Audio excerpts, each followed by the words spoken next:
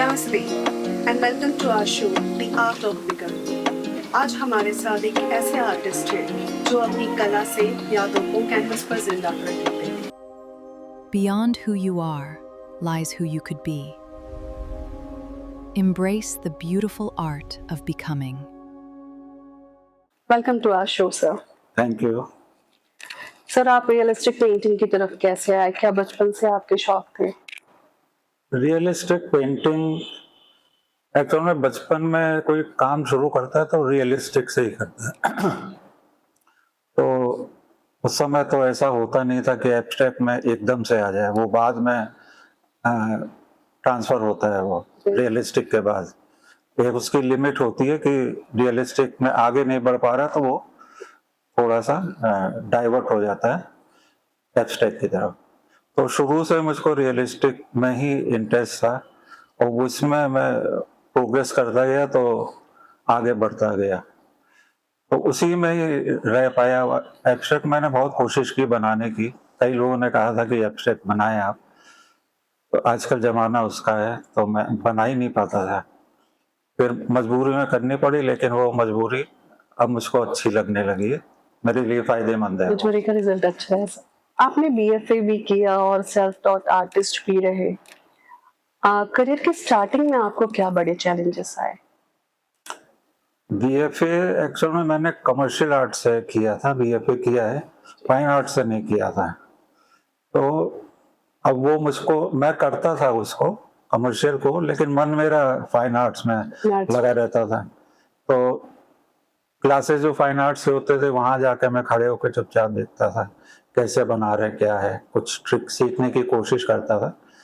और खाली टाइम में मैं पेंटिंग ही करता था मैं। तो डबल जगह मुझको चलना पड़ रहा था, तो चैलेंज तो यही था कि कमर्शियल में मुझको कोर्स करना है और शौक मेरा फाइन आर्ट्स में था। तो इसलिए प्रॉब्लम तो थोड़ी सी आई, लेकिन वो छूटा नहीं मुझसे फाइन आर्ट। नंबर भले ही मेरे कम आते रहे कमर्शियल में, लेकिन फाइन आर्ट में ही मैं ज़्यादा करता रहा। सर, एक रियलिस्टिक पेंटिंग बनाने में कभी-कभी महीनों लग जाते हैं। इस लंबे प्रोसेस में आप अपने फोकस और पेशेंस को कैसे मैनेज करते हैं? देखिए, पेशेंस तो मस्ट है। आर्टिस्ट का पेशेंस नहीं है तो वो अच्छा वर्क कर ही नहीं सकता। आज के टाइम में जैसे लोग एब्स्ट्रैक्ट में जा रहे हैं तो पेशेंस की कमी है, इसलिए वो एब्स्ट्रैक्ट की तरफ, क्योंकि वो इजी है, उसमें पेशेंस नहीं, उसमें तो ब्रश बिल्कुल डांस कराते हैं ब्रश को। तो उसमें पेशेंस तो ज़रूरी है ही। और पेंटिंग जो है कभी कभी ऐसा होता है कि महीना भर भी लगता है, कोई 10 दिन में भी बन जाती, कोई 6-6 महीना भी लग जाता है। जब तक वो एक्सप्रेशन नहीं आता आप उसको बनाते रहो, फिर रख दो, फिर बनाते रहो। तो बहुत पेशेंस चाहिए। बहुत सारे लोग वाइफ तक भी कहते हैं तुम्हारे कैसे बना लेते हो, सवेरे से बैठे हो शाम तक वही आंखों में लगे हुए हो, दूसरे दिन भी उन्हीं आंखों में लगे हो। तो पेशेंस तो जरूरी है, पेशेंस के बिना बिल्कुल नहीं, कुछ भी नहीं। सर, आपने PM Narendra Modi ji, doctor APJ Abdul Kalam, ऐसी बड़ी हस्तियों की कई पोर्ट्रेट्स बनाई हैं। हाँ, ऐसी कौन सी पेंटिंग या मुलाकात जो आज भी आपके लिए यादगार हो? पेंटिंग तो मुझको मोदी जी की मैंने बनाई थी उनकी मदर के साथ। तो वो एक्चुअल में जब वो मुझको ऑर्डर मिला था तब उनकी मदर थी। अच्छा। और जितना टाइम बनाने में मुझको टाइम थोड़ा सा लग गया, जब तक वो बनी तब तक उनकी मदर की डेथ हो गई थी। तो प्रॉब्लम ये आई कि अब मदर के साथ नहीं है, मतलब मदर उनकी नहीं है, तो कैसे उनको देंगे क्या। लेकिन वो शायद वो उचित टाइम था मुझको लग रहा है, क्योंकि वो एकदम से मदर की डेथ हुई थी तो उनको थोड़े इमोशन उनके अंदर ज़्यादा होंगे, तो उनको बहुत पसंद आई थी। मैं जा नहीं पाया था उनके पास, लेकिन मेरी फ़ोन से उनसे बात हुई थी, उनका फ़ोन आया तो उन्होंने कहा था कि साक्षात मेरी मदर को आपने, लगता है बिल्कुल खड़ी है मेरे सामने और मुझको दुलार कर रहे हैं, आप मुझसे मिलने ज़रूर आइएगा, मैं आपको लेटर भेजूँगा, आप ज़रूर आइएगा मिलने। तो ये बहुत बड़ा अवार्ड है। हाँ, ये बहुत बड़ा है। और जो अब्दुल कलाम के साहब के साथ जब मैं मिला था तो बहुत ही डाउन टू अर्थ, पेंटिंग के बहुत शौकीन, और किस्मत मेरी अच्छी थी कि उन्होंने सिर्फ मेरी ही पेंटिंग खरीदी थी। एग्जीबिशन वहीं राष्ट्रपति भवन में लगी थी, कई आर्टिस्ट थे, लेकिन उन्होंने मेरी ही पेंटिंग उनको पसंद आई और उस पर करीब उन्होंने 20 मिनट का टाइम मेरे उस पर स्टॉल पे दिया और बहुत देर वो बात करते रहे और उनको जो पेंटिंग पसंद आई उन्होंने तुरंत उसको बाय भी किया था। तो वो भी एक यादगार पल है। बहुत काफी यादगार पल हैं ऐसे, बड़े बड़े लोगों के जब बनाए तो बड़े लोगों से मिलते थे तो वो यादगार ही बन कर रह जाता था। सर आपने इतनी पेंटिंग्स बनाई, आपकी फेवरेट कौन सी है? पोर्ट्रेट या पेंटिंग? पोर्ट्रेट्स। पोर्ट्रेट तो मोदी जी वाला, मोदी जी विद मदर, वो फेवरेट था क्योंकि पीएम के पास जाना था तो उसमें पूरा मैंने कोशिश करी कि एक एक डिटेल दिखे, एक्सप्रेशन अच्छे से अच्छा है, हर चीज कोशिश ये कर रहा था कि अच्छे से अच्छा बने और वो अप्रिसिएशन मिला तो और ज्यादा खुशी हुई इसकी। सर आप लखनऊ के हेरिटेज पे एक विजुअल प्रोजेक्ट बना रहे हैं, आपके हिसाब से आर्ट के थ्रू हेरिटेज को प्रिजर्व करके रखना कितना जरूरी है? मैं रोज पेंटिंग बना चुका हूँ उसकी काफी टाइम पहले, करीब 10 साल पहले। उस समय समाजवादी पार्टी की सरकार थी तो उनके लिए एक प्रोजेक्ट मैंने तैयार किया था कि पुराने टाइम में यहाँ की बिल्डिंग कैसी थी, कल्चर यहाँ का क्या था उस समय और किस तरह के त्योहार होते थे, ये सब जो एक इसके ऊपर प्रोजेक्ट मैंने दिखाया था पार्टी को, तो उन्होंने उसको अप्रूव कर दिया था और उसके लिए मैं प्रोजेक्ट की तैयारी कर रहा था और करीब 10-12 पेंटिंग मेरी बन पाई थी। तो वो सरकार खत्म हो गई, चली गई, तो वो प्रोजेक्ट मेरा डंप हो गया लेकिन काफी लोगों ने अप्रिशिएट किया उसको, बहुत यहाँ के नामी लोगों ने जैसे योगेश प्रवीण जी और काफी बड़े लोग जो इस लाइन के थे उन्होंने मेरे साथ वर्क भी किया, उन्होंने मेरे इसके लिए लिखा भी, इसके बारे में काफी ज्ञान दिया उन्होंने, तो पसंद बहुत किया गया। वो भी अभी तक अद्वितीय है, किसी ने अभी तक इस तरह का वर्क किया नहीं है, लेकिन वो पूरा नहीं हो पाया, मुझको दुख है उसके लिए। अब आगे भविष्य में देखते हैं क्या होता है। सर आपने पोर्ट्रेट से लेकर रूरल इंडिया और लखनऊ के हेरिटेज तक की थीम पे काम किया है, इसमें से आपके दिल के सबसे करीब कौन सा रहा है? पेंटिंग, क्या? एक पेंटिंग मैंने बनाई थी लाइट टू डार्कनेस करके, ऐसे एक लेडी है वो लैंप लिए थी, राजा रविवर्मा ने इसको बनाया था, लेकिन मुझको लगा कि इस थीम को मैं और थोड़ा डिफरेंट वो दे सकता हूँ, तो वो बनाई थी मैंने।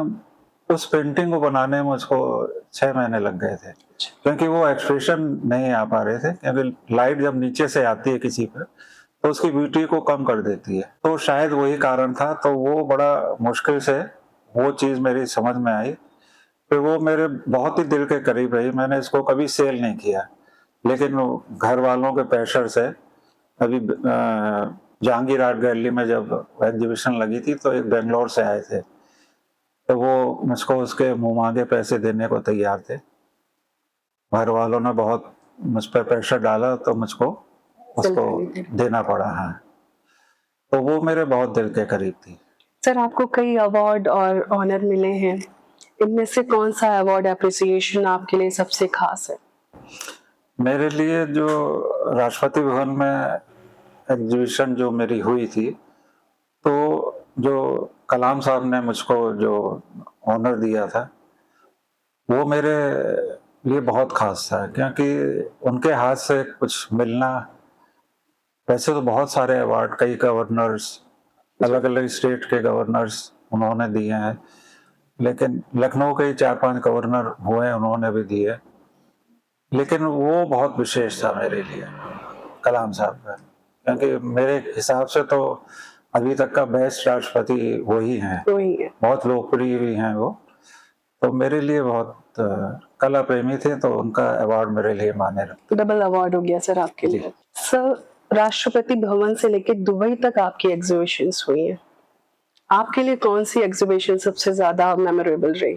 मेमोरेबल तो देखिए, लगता ही है, सबको ही लगता है कि राष्ट्रपति भवन वाली होगी, लेकिन बॉम्बे में एग्जीबिशन जो मेरी लगी थी जहांगीर आर्ट गैलरी में, फर्स्ट वाली, तो वहाँ मेरी आधी से ज़्यादा पेंटिंग बिकी थी और कम से कम 1,500-2,000 आदमी पर डे पेंटिंग देखने के लिए आते थे। तो वो बड़ा, हम लोग को खाने का टाइम भी नहीं मिलता था कि खाना भी खाना है, बातचीत भी करना है, मजबूरी। तो वो बड़ा अनोखा एक एक्सपीरियंस था हम लोगों के लिए, वो मुझको बहुत अच्छा लगा। राष्ट्रपति भवन वाला तो उसका कंपैरिजन कर ही नहीं सकते, क्योंकि वहाँ का जो प्रोटोकॉल वगैरह जो होता था वो देख के बड़ा अच्छा लगता था जी। हम लोग भी लगता था कि कहीं वीआईपी जगह पे हैं, लेकिन उसका कंपैरिजन नहीं कर सकते किसी दूसरी एग्जीबिशन से। सर, आज के एआई और डिजिटल जमाने में आप रियलिस्टिक पेंटिंग को किस तरह देखते हैं? एआई से फायदा ही हम लोग सोचेंगे उसके लिए कि हम लोगों को जो चाहते हैं, पहले तो जैसे थीम दे देते थे कई जगह कि कस्टमाइज आपको करना है ये थीम को, तो एआई से हेल्प हम लोगों को मिल सकती है या थोड़ी बहुत ले लेते हैं हम लोग, लेकिन उससे नुकसान नहीं है। लोग जैसे कहते हैं कि एआई आ गया और पेंटिंग अब तुम्हारी कौन लेगा, लेकिन एआई के आने के बाद पेंटिंग के ज़्यादा ऑर्डर्स आने लगे। लोग एआई की बनाई हुई पेंटिंग भेजते हैं, कहना आप इसी को और डेवलप कर लिए अपने हिसाब से। तो एआई तो फायदेमंद है, लोगों को एक रेफरेंस मिलने लगा। हाँ, लेकिन उसका कंपैरिजन नहीं कर सकते कि लोग एआई की वजह से पेंटिंग कोई नहीं बाय करेगा, इसको नहीं कर सकते, क्योंकि वो प्रिंट है तो प्रिंट है, हर एक आदमी जानता है कि प्रिंट है। और एक कैटेगरी होती है एआई की लगाने वाले, जो जिस क्लास के लोग होते हैं तो वो वही लगाते हैं, लेकिन जो यहाँ पे पेंटिंग के शौकीन होते हैं वो सिर्फ पेंटिंग ही लगाते हैं, वो एआई को भेज के उसकी पेंटिंग बनवाते हैं। तो अच्छी अच्छी चीज़ है, हम लोगों के लिए हेल्पफुल है वो काफ़ी। सर, जो यंग आर्टिस्ट रियलिस्ट की पेंटिंग्स में इंटरेस्ट रखते हैं लेकिन इसकी मेहनत से घबराते हैं, उनके लिए आप क्या मैसेज देना चाहेंगे? देखिए, बिना मेहनत के कुछ नहीं है। सबसे पहले आपको मेहनत तो बहुत ज़रूरी है। आपको ये सोचना है कि भीड़ से अलग आपको कैसे आना है, क्योंकि हज़ारों लाखों आर्टिस्ट हैं इंडिया के अंदर या बाहर, तो उनसे कंपटीशन है आपका। आप उन्हीं के साथ चलेंगे तो उनके जैसे ही बनेंगे, क्योंकि मुझको लगता है कि आर्टिस्ट से ज़्यादा कोई स्ट्रगल किसी और फील्ड में नहीं है। तो उनको पेशेंस से काम तो लेना है। मैंने इसके लिए 5 प्रिंसिपल्स बनाए हैं जो मेरे थिंकिंग है, जो मैं अपने ऊपर लागू करता हूँ। तो वो अगर वो लोग लागू करेंगे तो ज़्यादा अच्छा इसको डेवलप करेंगे।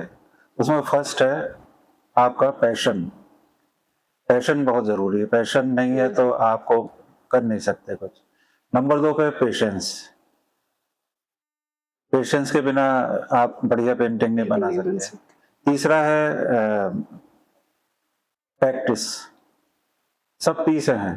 प्रैक्टिस, आपको प्रैक्टिस करनी पड़ेगी। प्रैक्टिस का मतलब आपको पेंटिंग बनानी ही है। पेंटिंग बनाए या स्केच करें, डेली आपको 2-3 घंटा आपको देना ही देना है, उसके लिए टाइम स्पेशली आपको निकालना है। चौथा है प्रपोर्शन, आपका बॉडी प्रपोर्शन हो या जो भी बिल्डिंग के साथ है प्रपोर्शन, उसका पर्सपेक्टिव, ये सब अगर वो नहीं है तो आप जितने बढ़िया पेंटर होंगे तो वो आपके लिए बेकार है। प्रपोर्शन बहुत ज़रूरी है। और लास्ट में है परफेक्शन। जब तक वो परफेक्ट नहीं बनती है, आपको बनाना ही है उसको। तो उस पेंटिंग में या स्केच में आपको परफेक्शन लाना है, कोई जल्दबाजी नहीं, आराम से करना है। तो ये 5 चीज़ें जो भी स्टूडेंट, आज के बच्चे या सीखने वाले लोग हैं, अगर इसको करेंगे तो इसके बिना काम नहीं चलेगा बिल्कुल। एक चीज़ भी कम होगी तो आपका काम नहीं चलेगा। ये बहुत ज़रूरी है आज के लिए, मेहनत बहुत ज़रूरी है। सर, मुझे लगता है कि एक अच्छा टीचर भी बहुत ज़रूरी है। हाँ, टीचर भी अच्छा होना चाहिए, स्टूडेंट भी अच्छा होना चाहिए। मेरे पास बहुत से स्टूडेंट्स आते हैं बड़े जोश में, ये सर ये सीखूंगा, अच्छा आते बनाते हैं, फिर 2-3 दिन बाद वो गायब हो जाते हैं। इतनी मेहनत कैसे करें? सर कोई आपसे कनेक्ट होना चाहे तो कैसे हो? मेरा तो दरवाजे हमेशा हर एक सीखने वाले के लिए, अच्छा सीखने के वाले के लिए खुले हुए हैं। मैं किसी से कभी आज तक चार्ज भी नहीं लेता। बहुत से बच्चे आते हैं अलग अलग टाइम पे, मैं पेंटिंग बनाता हूँ, वो देखते हैं, सीखते हैं, खुद भी बनाते हैं, वो लोग पूछते रहते हैं ये कैसे होगा, मैं उनको पूरा बताता हूँ। तो इजी है उनको मेरे सीखना, जिसको सीखने का शौक है लंबे टाइम तक, वो मुझसे सीख सकता है, कोई इसके लिए वो नहीं है। Thank you so much sir, आपने इतना इजीली सारी चीज़ें बताई हैं कि अब मुझे खुद मन कर रहा है कि मैं आऊँ और आपसे पेंटिंग सीखूं। नहीं, आपको भी बहुत बहुत धन्यवाद कि मुझको आपने यहाँ बुलाया और इस लायक समझा कि मैं कुछ टिप्स दे सकूं लोगों के लिए, तो आपको भी बहुत बहुत धन्यवाद। So it's totally our pleasure to have you here. Thank you, thank Thank you, you so much, sir. Thank you.